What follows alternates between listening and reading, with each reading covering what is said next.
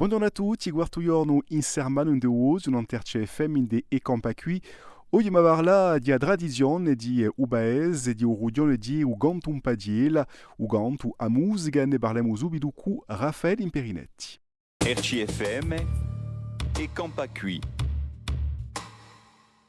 No, l'origine di Sermano, sono stato sempre Sermano, sono allevato qui, scuola qui, sono sempre stato, io ho sempre comprato qui di radio, ho avuto commerci, affari, ma sempre in paese. No, sì, no, e dopo so per tutto, mi sono maritato e so per tutto, no, ma è un paese origine e ci tengo.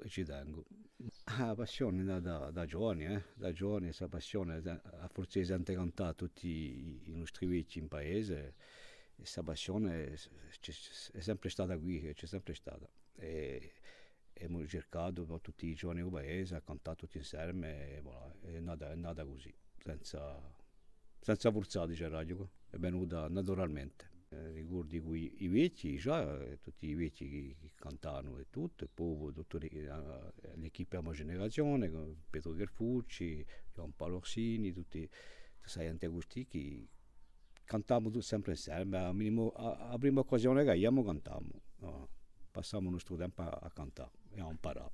Conto un po' di, conta tre voci, conta tre voci, e sono pagelle fatte da tutti quelli che hanno fatto tutte queste pagelle, che l'hanno scritte, e dopo sono state messe in canto e l'occasione so più rare perché non c'è più, ma qualche serata, quando abbiamo le serate, il giorno serata in qualche luogo andiamo e cantiamo e prima fare a fare di mettere un contuare e cantare. Ma su che mi piace a me di cantare così, no?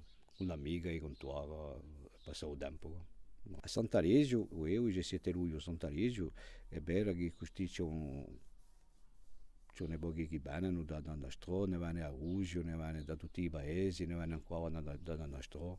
Cerchiamo di dare questa festa di Sant'Alesio giustamente per cercare di cantare e di portare tutto su cosa abbiamo. Allora, ma beco che c'è assai giovani che cantano, che gli piace cantare, che accampano e cercano di imparare, ma non hanno mandato per cantare messe, giustamente, se li possiamo imparare, ho detto, senza avere volentieri, e voilà, ma beco che i giovani si mettono veramente a canto e ce ne assai.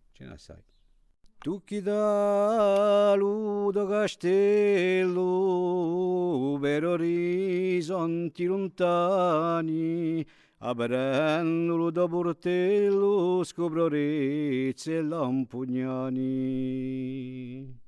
E case di lo sorbello la portata in mani.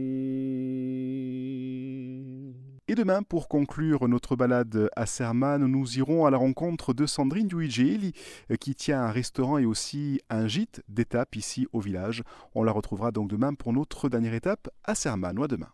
RCFM et Campacui.